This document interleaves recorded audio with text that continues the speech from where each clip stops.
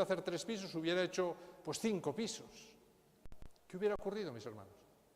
Pues posiblemente un desastre. Porque el arca no solo estaba ideada por Dios perfectamente, inclemencias terribles del diluvio, que fue el cataclismo más grande que ha sufrido la tierra jamás en su historia,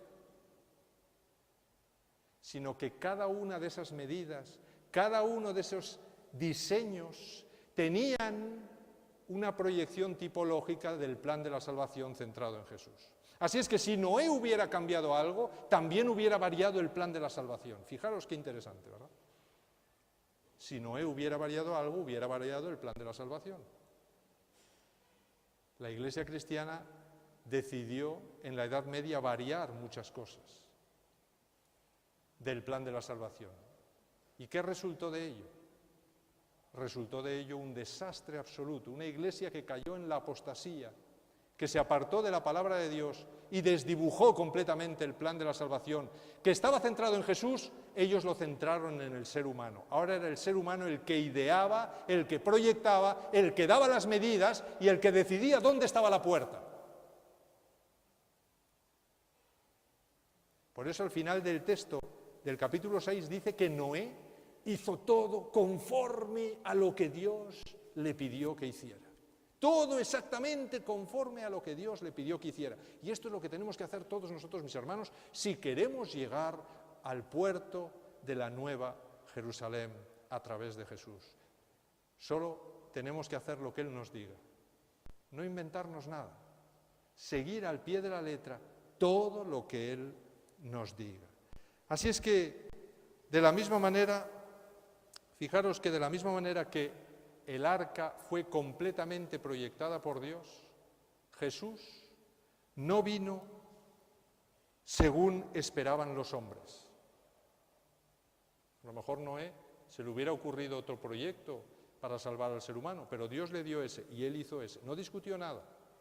Jesús tampoco discutió nada. Vino e hizo el proyecto exacto que su Padre le había pedido que hiciera. Así es que Jesús no vino según esperaban los hombres. Los hombres esperaban al Mesías de otra manera cuando Él vino.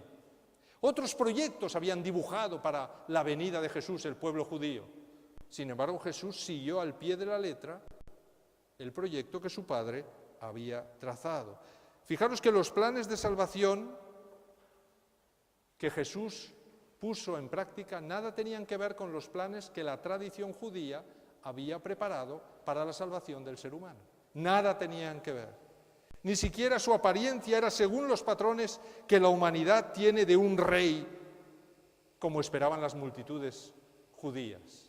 Jesús, dice el texto de Isaías 53:2, dice que no había hermosura en él, ni esplendor. Lo veremos, mas sin atractivo alguno, para que lo apreciemos. Así es que no vino según lo exterior, que es lo que miran los hombres, vino según lo interior, que es lo que mira Dios. No había belleza externa o física en él, había belleza interna en él. Eso estaba profetizado. Fijaros que no vino según el proyecto de los seres humanos, sino que vino cumpliendo perfectamente el proyecto de Dios. Todo exactamente igual que el arca. Pero fijaros que los que confiamos en Él estaremos a salvo del diluvio, del juicio que vendrá sobre los impíos y de todas las tormentas y pruebas de esta vida. Así es que los que confiamos como Noé en el proyecto de Dios y entramos en el arca y entramos en Jesús y confiamos que Él nos lleve hasta la Canaán celestial, no seremos defraudados. Él nos llevará, mis hermanos. Pero para ello tengo que dejar mi yo a un lado, mis opiniones a un lado, mis deseos a un lado, mi forma de ver cómo se tendrían que hacer las cosas también a un lado. ¿Y qué tengo que hacer? Únicamente hacer todo como Él lo indica, como Jesús me lo indica, como Dios me lo indica. ¿Dónde? ¿Dónde? En su palabra, que son las instrucciones para la construcción del arca de Noé, que finalmente nos llevará hasta la Canaán celestial. En Jesús morimos y en Jesús resucitamos a novedad de vida. Noé, ¿qué hizo? Noé pareció que había muerto en aquella arca. Cuando se metió y allí pasaron 7 días y allí no pasaba nada, se había cerrado la puerta del arca, aquello parecía un ataúd gigante, ¿verdad? Y los que estaban afuera se burlaban y decían, ¿qué? ¿Ya os habéis muerto ahí dentro? Así es que pareció que había muerto en aquella arca. Sin embargo, solo lo parecía. Y antes de poco se hallaba bajo el arco iris a la luz y la gloria del mundo nuevo, mis hermanos. Los que entremos dentro de Jesús, antes de que nos demos cuenta, estaremos bajo el arco iris que rodea al trono de Dios en la Nueva Jerusalén. Allí nos habrá llevado el arca llamada Jesús, siempre que nosotros no pongamos nuestras opiniones personales en los proyectos de Dios. Cristo es el único bote salvavidas por medio del cual podemos alcanzar el puerto de la Nueva Jerusalén, mis hermanos. Fijaros una cosa, es que hubo en la historia algún barco antes que, como el arca de Noé, empezara su trayectoria desde un valle de la tierra y atracara en la cumbre de un monte muy cerca del cielo. ¿Hubo algún barco en la historia que haya hecho eso? ¿Os habéis puesto a pensar eso alguna vez? ¿Ha habido algún barco que haya salido de un valle y haya acabado atracando encima de una montaña, cerca del cielo? ¿Ha habido algún barco que ha hecho eso? Ningún barco ha hecho eso, solo el arca de Noé ha hecho eso. ¿Y qué mensaje me transmite eso? ¿Qué mensaje me da eso? Que nosotros, si entramos en Jesús en el valle de muerte que es este mundo, y entramos por la puerta que está en su costado, ¿verdad? ¿A dónde acabaremos? ¿Dónde acabaremos? Acabaremos en la cumbre del monte Sión, mis hermanos, que es donde está la Nueva Jerusalén. ¿Y quién nos habrá llevado allí? Nos habrá llevado allí Jesús. Es decir, Él recorre el mismo trayecto que recorrió el arca de Noé. Así es que nunca hubo ningún barco, excepto el barco de Noé, que hiciera esto. Pero ¿sabéis? A través del barco de la gracia que Jesús nos da, podemos ascender dentro de Él hasta el cielo. Ellen de White, en Primeros Escritos, página 14, dice lo siguiente: alcé los ojos y vi un recto y angosto sendero trazado muy por encima del mundo. El pueblo adventista andaba por este sendero en dirección a la ciudad. En su último extremo se veía. Delante de ellos iba Jesús, guiándolos hacia la ciudad. Y si no apartaban los ojos de Él, iban seguros. Así es que se hacían todo lo que Jesús les decía. Si no apartaban los ojos de Jesús, muy por encima del mundo, iban navegando por ese sendero estrecho, siguiendo a Jesús. ¿Quiénes? La Iglesia Adventista, muy por encima del mundo. Habíamos salido del valle oscuro de este mundo y caminábamos, ¿por dónde? Muy por encima del mundo, igual que nos da la imagen el arca de Noé. Así es que Jesús es nuestra arca de salvación y los que estén en Él nos llevará seguros hasta el cielo. Nos dice el texto que el arca era de madera de gofer o de ciprés, de 300 codos de longitud, 50 de anchura y 30 codos de altura. En la simbología bíblica, ¿de qué es símbolo la madera, mis hermanos? ¿De qué símbolos son? ¿Qué simbolizan los árboles? Lo hemos dicho en muchos temas aquí. ¿De qué son símbolo? ¿De quién? ¿De quién? De los seres humanos. Hay muchos árboles que representan a seres humanos, árboles que dan buen fruto, árboles que dan mal fruto. Nabucodonosor es representado por un árbol, ¿verdad? Egipto es representado por un árbol. Hay muchos árboles en la Biblia que representan a seres humanos. Todo el santuario está construido de madera, veíamos cómo eso representa a la humanidad, al ser humano. Así es que en la madera del arca, ¿a quién podemos ver? ¿A quién podemos ver, mis hermanos? Si el arca representa a Jesús, ¿qué vemos en esa madera? Vemos a Jesús hecho hombre, que dejó el cielo y vino a este mundo, ¿para qué? Para abrir una puerta en su costado y que todos aquellos que quisieran pudieran entrar en él. Igual que se abrió el costado de Adán y se formó a una mujer. La Iglesia es esa mujer que debe entrar a través del costado de Jesús a formar parte de su cuerpo. Así es que en ese arca podemos ver a un Jesús que se hizo hombre para salvar al ser humano del juicio a muerte contra el pecado. Él se puso entre el juicio de Dios a muerte contra este mundo y nosotros. Se puso en medio, mis hermanos, con la cruz. Él se llevó el golpe de muerte. Él, para que nosotros pudiéramos tener vida eterna. Fijaros lo que dice San Agustín. Todos hemos oído hablar de San Agustín, ¿verdad? Ese famoso autor católico, teólogo católico. En el 426 después de Cristo, él dice lo siguiente. Fijaros qué interesante, en el libro La ciudad de Dios, él dice, la Iglesia que se va salvando y llega al puerto deseado por el leño en que estuvo suspenso el mediador de Dios y de los hombres, el hombre Cristo Jesús. Dice, porque aún las mismas medidas y el tamaño de su longitud, está hablando del arca de Noé, dice, aún las mismas medidas y el tamaño de su longitud, altura y anchura significan el cuerpo humano, pues la altura de un cuerpo humano desde la cabeza hasta los pies es 6 veces más que la anchura. Fijaros, ¿cuánto era la anchura del arca? ¿Cuánto era la anchura del arca, mis hermanos? 50 codos. Si lo multiplicamos 50 por 6, ¿qué nos da?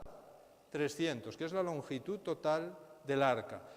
San Agustín está diciendo, hombre, es que el arca guarda las mismas proporciones de un cuerpo humano. Es cierto, muy grande, pero guarda la misma proporción exacta de un cuerpo humano, porque él dice que desde la cabeza hasta los pies es 6 veces más que la anchura, que son 50 por 6, 300, que es la que, dice él, toma de un lado a otro, es decir, los 50, y 10 veces más que la medida desde la espalda al vientre.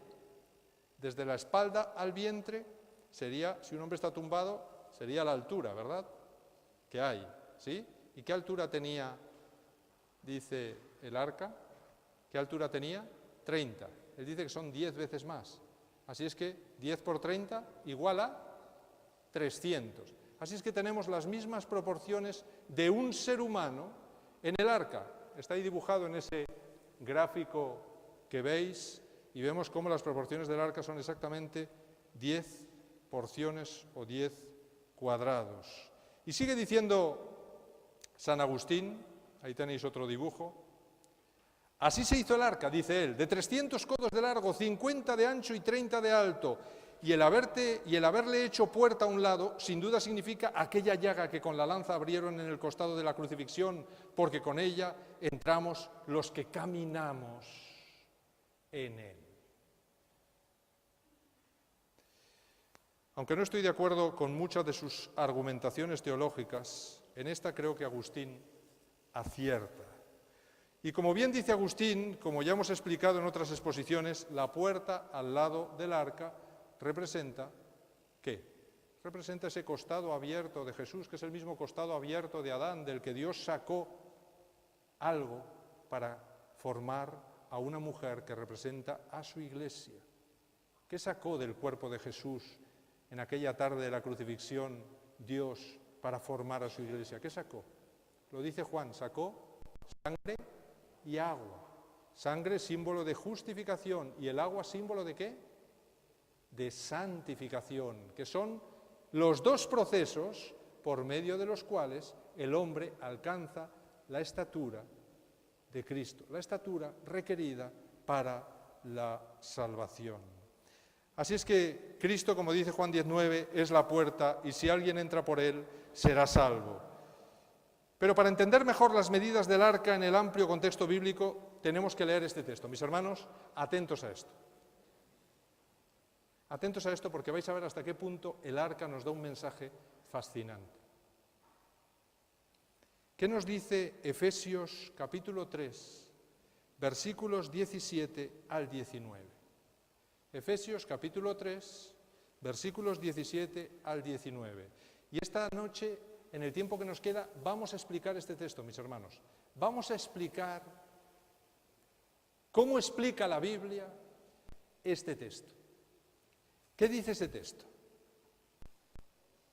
De manera, dice Pablo, que Cristo more por la fe en vuestros corazones y que arraigados y cimentados en amor seáis capaces de comprender con todos los santos cuál es, ¿qué? La anchura, la longitud, la altura y la profundidad, y conocer el amor de Cristo que sobrepasa todo el conocimiento para que seáis llenos hasta la medida de la plenitud de Dios.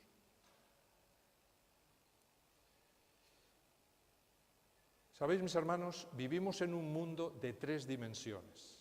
Sobre todo hoy nos encantan los 3Ds, ¿sí o no? Nos encantan, por todos los lados, las películas ya 3D, todo es 3D ahora. Hemos alcanzado las 3 dimensiones y el hombre ya se considera casi un creador. Así es que el largo, la altura y la anchura son importantes para nuestro mundo. Pero este texto me habla de ¿cuántas dimensiones? 4 dimensiones. 4 dimensiones. Y encontrar las 4 dimensiones en algún objeto está fuera de nuestra realidad material. ¿No os parece? Podemos encontrar las 3 dimensiones, pero las 4 dimensiones en un objeto material, eso solamente Dios lo puede hacer. Así es que esto nos habla de algo fuera del alcance físico, algo más allá. Me está hablando de la dimensión espiritual. Para conocer el amor de Cristo tenemos que entrar en el arca de Noé. Porque ¿en qué objeto tenemos esta famosa anchura, longitud, altura y profundidad de la que me habla el apóstol Pablo? Resulta que cuando me voy al principio, en el Génesis, tengo un objeto que tiene longitud, anchura, altura y profundidad. ¿Tiene profundidad? ¿Tiene profundidad o no?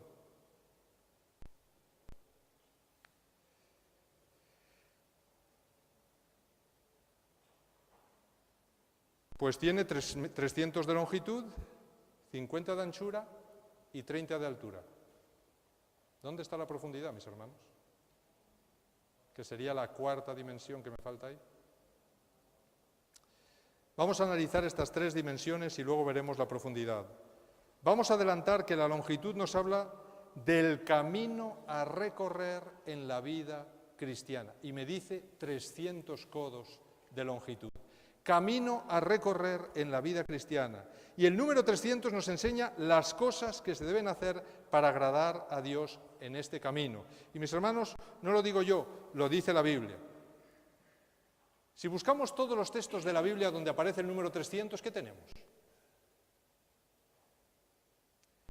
Y lo aplicamos a este texto. ¿Qué tenemos, mis hermanos? Tenemos un mensaje fascinante.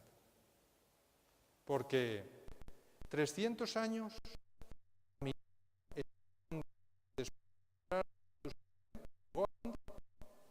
llegó hasta el cielo.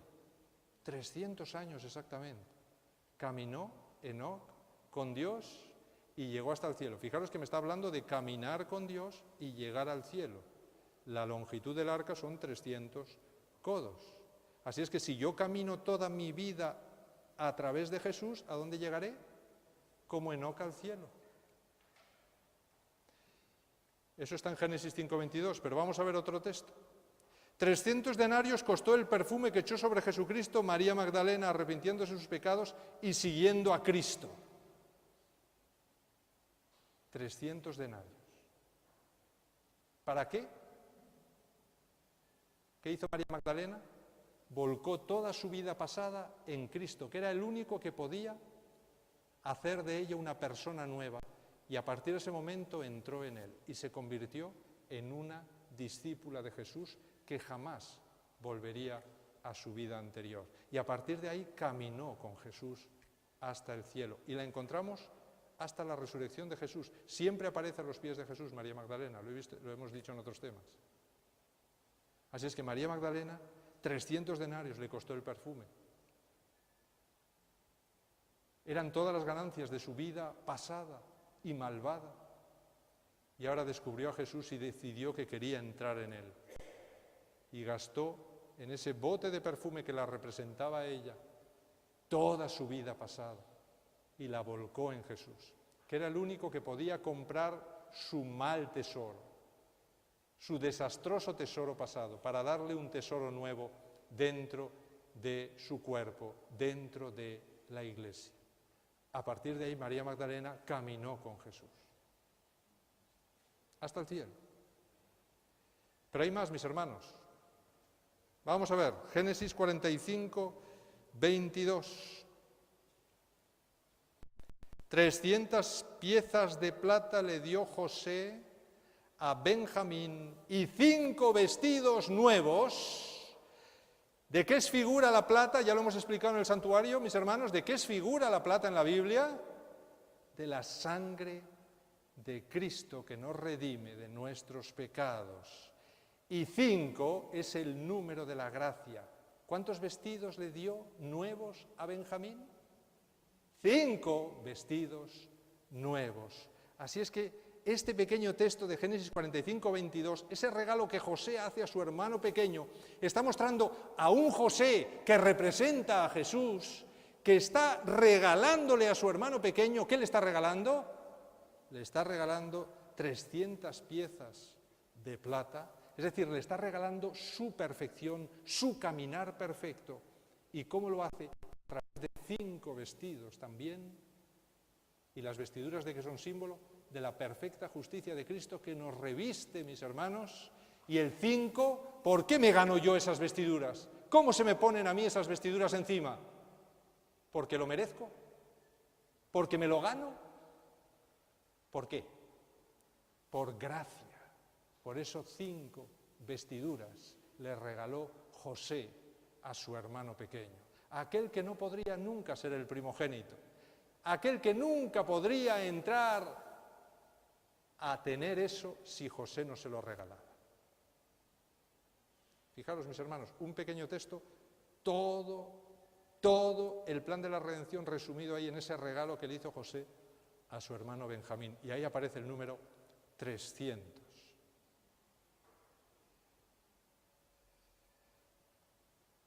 Hay más. 300 soldados de Gedeón lamieron el agua y conquistaron a los madianitas en el valle del Armagedón al final del camino, justo antes de la segunda venida de Jesús, porque toda esa historia, y hemos dado un tema sobre ello entero, toda esa historia representa la gran batalla del Armagedón, con el último remanente frente a los 3 grandes enemigos que las cuernas, las antorchas, el cántaro, todas esas cosas que representan cosas fascinantes para nuestra salvación.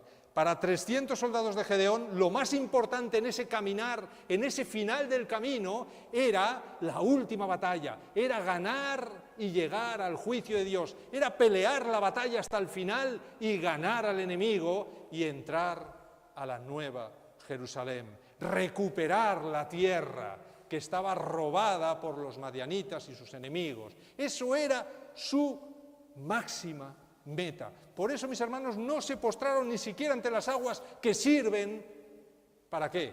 Para sostener la vida. Y no hay nada que sostenga la vida como el agua. Pues ni siquiera eso era tan importante para ellos como la meta, el camino que Dios les había trazado.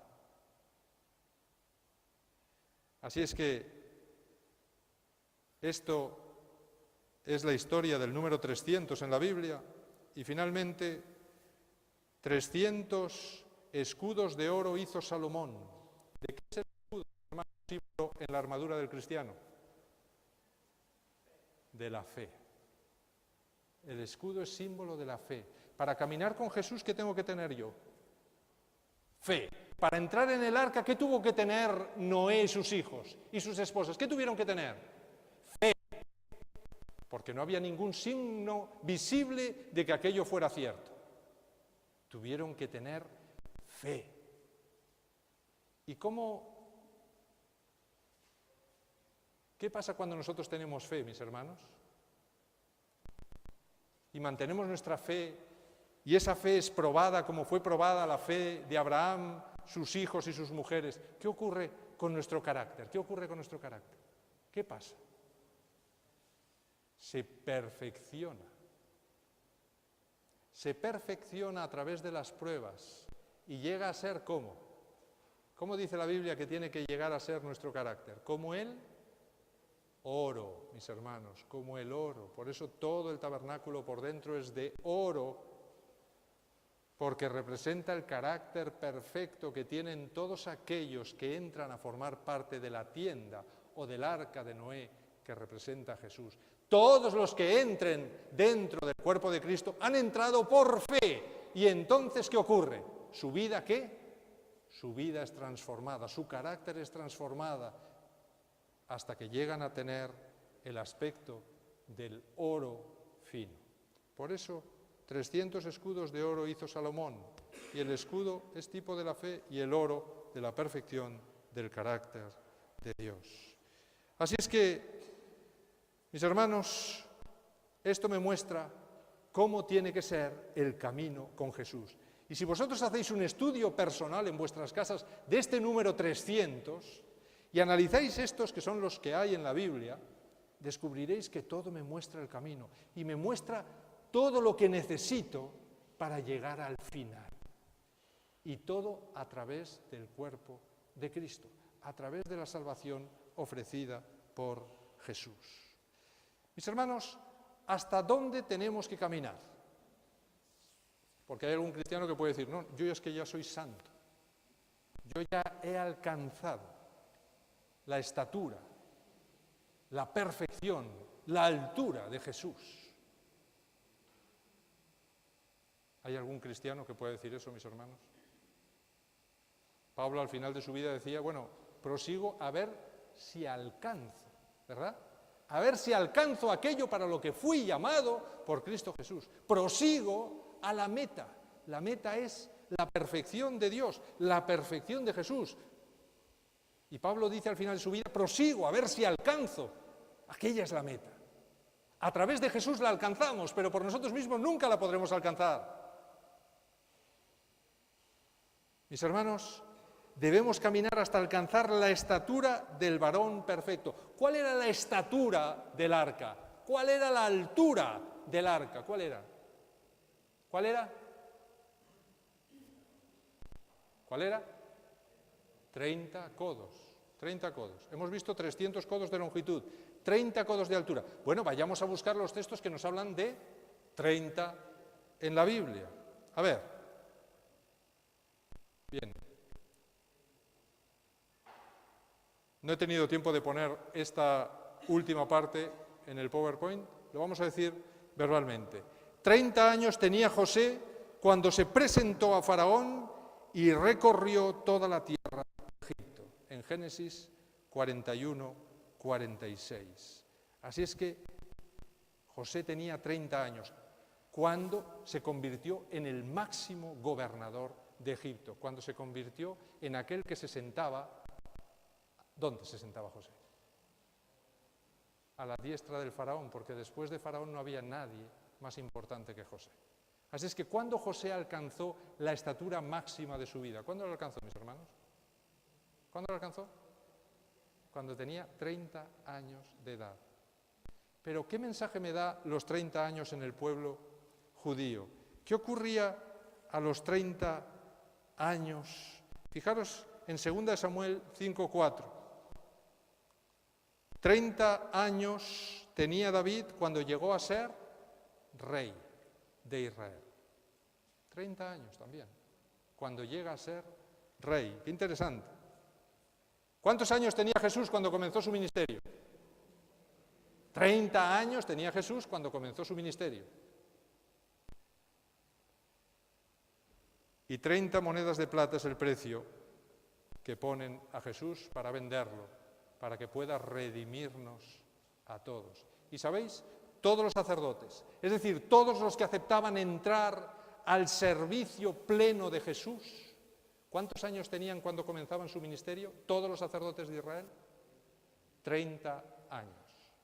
Todos a los 30 años entraban a formar parte de Cristo. Mis hermanos, y cuando yo entro a formar parte de Cristo, ¿qué ocurre?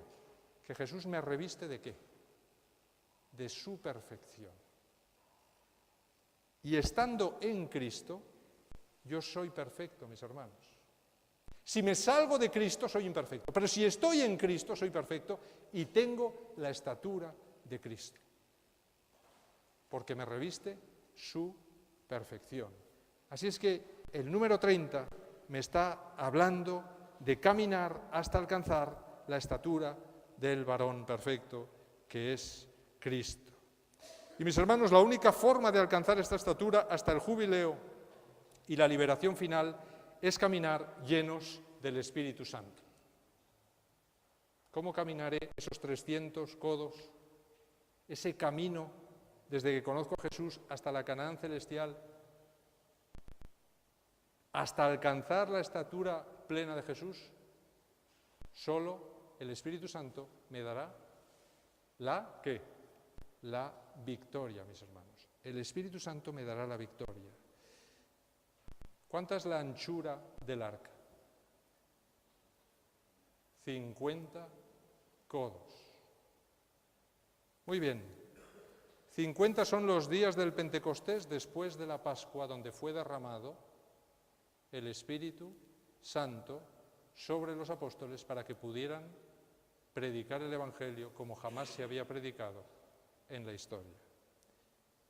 50 años son los que hay hasta el jubileo total de la tierra, cuando la tierra será liberada tanto de la esclavitud física del ser humano, los esclavos se liberaban cada 50 años, y la tierra volvía a sus dueños legítimos.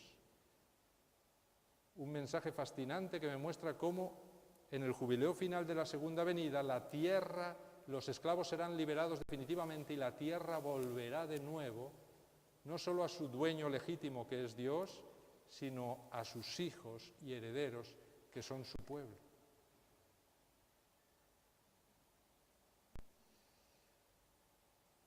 $50 siclos de plata es el valor asignado al hombre en Levítico 27:3.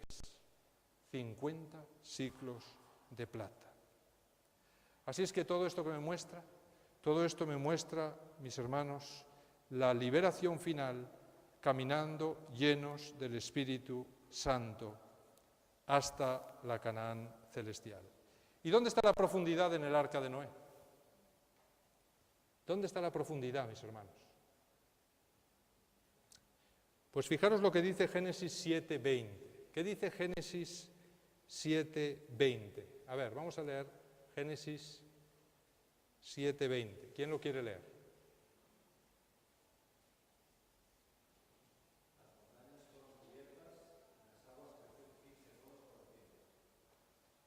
¿Cuánto crecieron las aguas por encima de las montañas más altas? ¿Cuánto?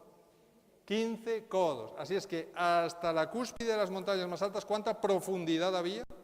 15 codos de profundidad. Ahí está la profundidad, mis hermanos. 15 codos.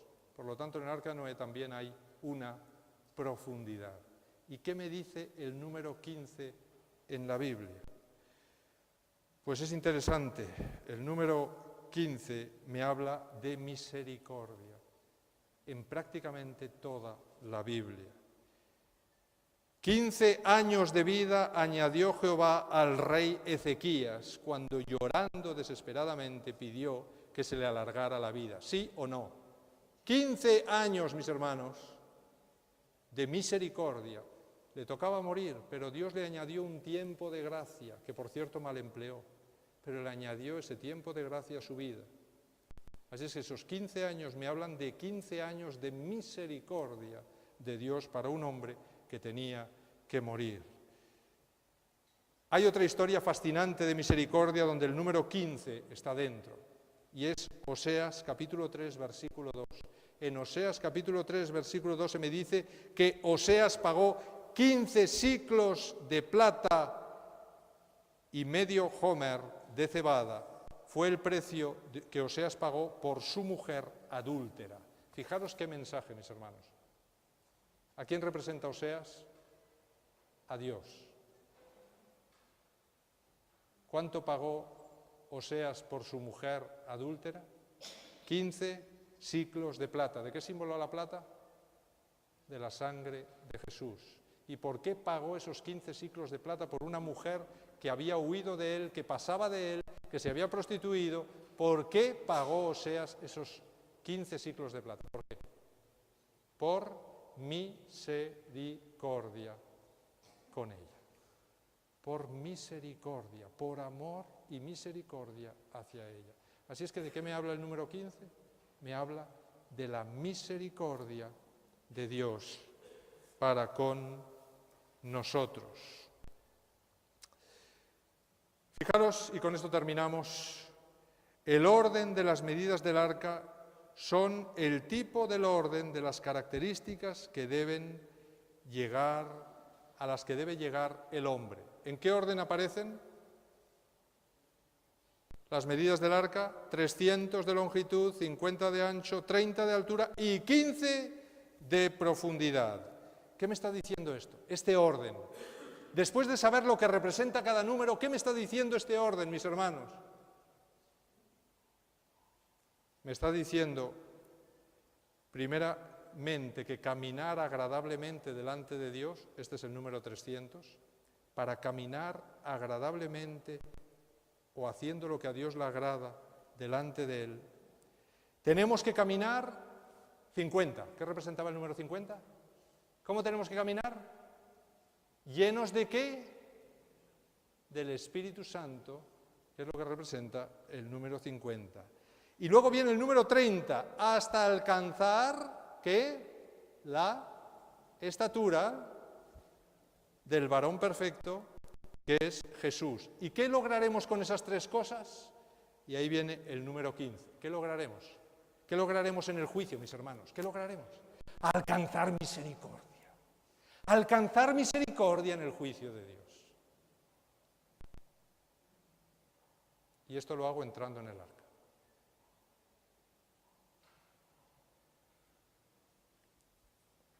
Pero fijaros una cosa, el orden del texto de Efesios es otro. No es el mismo que el orden del arca. Es otro orden.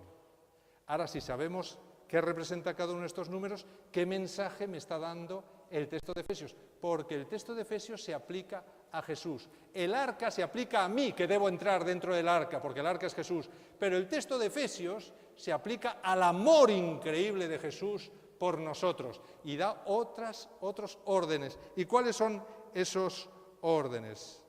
Fijaros que da anchura, longitud, altura y profundidad.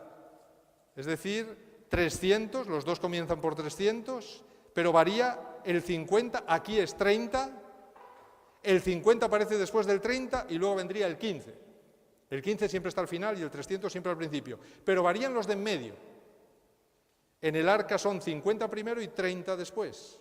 Lástima que no lo tengo en pantalla, pero en Efesios son, si aplicamos, son primero 30 y luego 50. ¿Qué mensaje me está diciendo? que primero el Señor nos llena del Espíritu Santo y su liberación para que caminemos agradablemente delante de Dios y lleguemos a la estatura del varón perfecto hasta alcanzar la misericordia de Dios en el juicio previo a su segunda venida. Así es que, mis hermanos, esta es la primera parte del mensaje que nos transmite el Arca de Noé en algunos de sus detalles, pero hay muchos más que veremos en un próximo tema.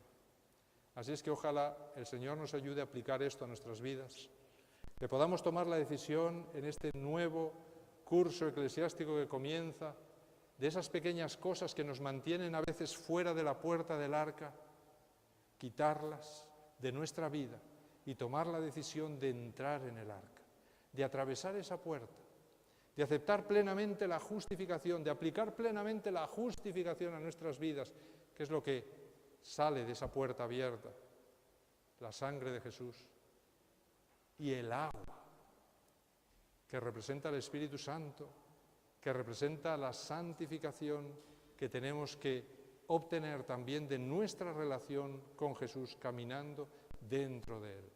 Y mis hermanos, el camino que queda es bien corto, tan corto prácticamente como el que vivieron los 300 de Gedeón. Estamos al borde del valle del Armagedón. ¿Qué decidiré? ¿Qué es más importante en las cosas de este mundo, inclusive el agua, que entrar y mantenerse caminando con Jesús? ¿O voy a tomar la decisión de caminar con Jesús cada día, aceptar su gracia y su misericordia y su inmenso amor por mí, ser lleno del Espíritu Santo, que debería pedirlo constantemente? Y aunque pase por pruebas, mis hermanos, saber que esas pruebas están limpiando y purificando mi carácter para que cuando mi nombre salga en el juicio sea encontrado completamente viviendo dentro del arca, dentro de Jesús, caminando con Él, y que pueda alcanzar misericordia en ese juicio delante de Dios. Ojalá, mis hermanos, esta sea vuestra experiencia. Ojalá nos propongamos todos atravesar esa puerta del arca y entrar a formar parte plenamente del cuerpo de Cristo. El Señor os bendiga y que os dé un feliz sábado a todos. Amén.